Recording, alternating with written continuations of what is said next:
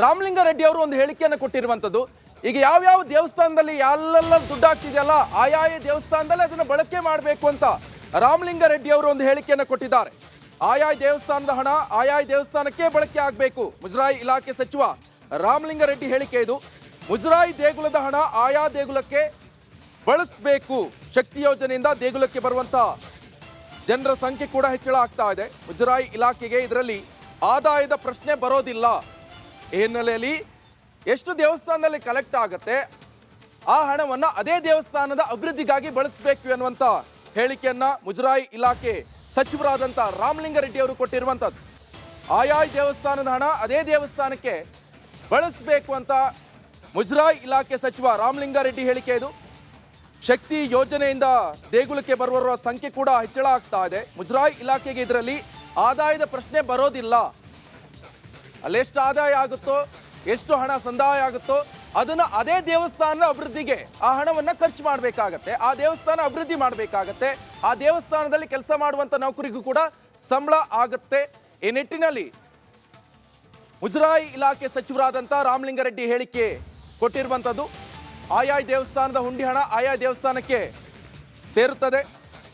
ಮುಜರಾಯಿ ದೇಗುಲದ ಹಣ ಆಯಾ ದೇಗುಲಕ್ಕೆ ಬಳಕೆಯನ್ನ ಮಾಡಬೇಕಾಗತ್ತೆ. ಮುಜರಾಯಿ ಇಲಾಖೆ ಆದಾಯದ ಪ್ರಶ್ನೆ ಇದರಲ್ಲಿ ಬರೋದಿಲ್ಲ. ನಮ್ಮ ಇಲಾಖೆ ಅಡಿಯಲ್ಲಿ 34,000 ದೇವಸ್ಥಾನಗಳು ಇರುವಂತದ್ದು. ಆಯಾಯ ದೇವಸ್ಥಾನದ ಹುಂಡಿ ಹಣ ಆಯಾ ದೇವಸ್ಥಾನಕ್ಕೆ ಸೇರುತ್ತದೆ. ಧಾರವಾಡದಲ್ಲಿ ಸಚಿವ ರಾಮಲಿಂಗಾರೆಡ್ಡಿ ಹೇಳಿಕೆ.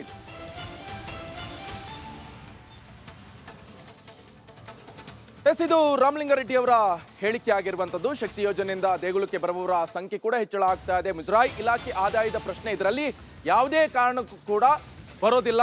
ನಮ್ಮ ಇಲಾಖೆ ಅಡಿಯಲ್ಲಿ ಈಗಾಗಲೇ 34,000 ದೇವಸ್ಥಾನಗಳಿರುವಂಥದ್ದು. ಸೊ ಆಯಾಯ ದೇವಸ್ಥಾನದ ಆ ಹುಂಡಿ ಹಣ ಏನು ಕಲೆಕ್ಟ್ ಆಗುತ್ತದ ಆ ಹುಂಡಿ ಹಣವನ್ನ ಅದೇ ದೇವಸ್ಥಾನಕ್ಕೆ ಬಳಕೆ ಮಾಡಬೇಕಾಗತ್ತೆ. ಧಾರವಾಡದಲ್ಲಿ ಸಚಿವ ರಾಮಲಿಂಗಾರೆಡ್ಡಿ ಹೇಳಿಕೆ ಇದು.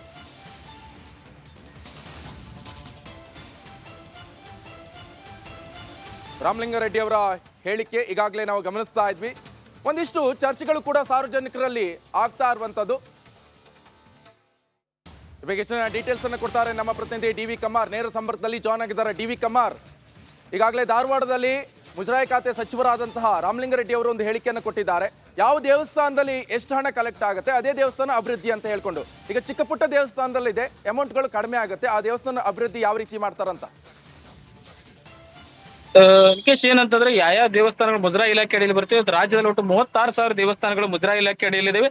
ಆ ಎಲ್ಲ ದೇವಸ್ಥಾನಗಳ ಹಣವೇನಂದ್ರೆ ಆಯಾ ದೇವಸ್ಥಾನದ ಹುಂಡಿಯಲ್ಲಿ ಏನು ಕಲೆಕ್ಟ್ ಆಗುತ್ತೆ ಹಣ ಆಯಾ ದೇವಸ್ಥಾನಗಳಿಗೆ ಬಳಸಬೇಕು ಅನ್ನುವಂತ ಒಂದು ನಿಯಮವನ್ನು ಮಾಡಿದ್ದೇವೆ ಅಂತ ಹೇಳಿದ್ರು. ಇದರಿಂದಾಗಿ ಏನಂತಾರೆ ಸರ್ಕಾರಕ್ಕೂ ಕೂಡ ಆದಾಯ ಬರೋದು, ಮುಜರಾಯಿ ಇಲಾಖೆಯು ಕೂಡ ಹಣ ಸ್ವಲ್ಪ ದೊಡ್ಡ ದೊಡ್ಡ ದೇವಸ್ಥಾನಗಳಲ್ಲಿ ಮಾತ್ರ ಹೆಚ್ಚಿಗೆ ಹಣ ಸಂದಾಯ ಆಗ್ತಾ ಇದೆ. ಆದ್ರೆ ಆ ಎಲ್ಲ ಹಣವು ಏನಂತಾರೆ ಯಾವ ದೇವಸ್ಥಾನದ ಹುಂಡಿಯಲ್ಲಿ ಹಣ ಸಂಗ್ರಹ ಆಗಿರುತ್ತೆ ಅದು ಅದೇ ದೇವಸ್ಥಾನಕ್ಕೆ ಸೇರಬೇಕು ಅನ್ನೋಂತ ಒಂದು ಮಾಹಿತಿ ನೀಡಿದ್ದಾರೆ. ಆದ್ರೆ ಎಷ್ಟೋ ಸಲ ಏನಂತಂದ್ರೆ ಮುಜರಾಯಿ ಇಲಾಖೆಗೆ ಬರುವಂತ ಹಣ ಬೇರೆ ಬೇರೆ ಯೋಜನೆಗಳಿಗೆ ಹೋಗುತ್ತೆ ಅನ್ನೋ ಆರೋಪಗಳು ಕೂಡ ಬಿಜೆಪಿ ಅಂತ ಕೇಳಿ ಬರ್ತಾ ಇದ್ದು. ಆದ್ರೆ ಈಗ ಏನಂತಾರೆ ರಾಮಲಿಂಗಾರೆಡ್ಡಿ ಅವರು ಹೇಳ್ತಾ ಇರೋದು ಆಯಾ ದೇವಸ್ಥಾನದ ಹಣವನ್ನು ಆಯಾ ದೇವಸ್ಥಾನಕ್ಕೆ ಬಳಸ್ತಾ ಇದೆ, ಒಂದು ದೇವಸ್ಥಾನದ ಹಣವನ್ನು ಮತ್ತೊಂದು ದೇವಸ್ಥಾನಗಳು ಕೂಡ ಬಳಸೋದಿಲ್ಲ ಅನ್ನುವಂತ ಒಂದು ಮಾಹಿತಿ ಇದೆ. ಹಾಗಾದ್ರೆ ಸಣ್ಣ ಪುಟ್ಟ ದೇವಸ್ಥಾನಗಳ ಅಭಿವೃದ್ಧಿಗೆ ಈಗ ಸರ್ಕಾರವೇ ಅನುದಾನ ಕೊಡುತ್ತಾ ಅನ್ನುವಂತ ಒಂದು ಪ್ರಶ್ನೆ ಮೂಡ್ತಾ ಇದೆ Nikesh. Okay, thank you D V. Kammar ನಿಮ್ಮೆಲ್ಲ ಡೀಟೇಲ್ಸ್ಗೆ.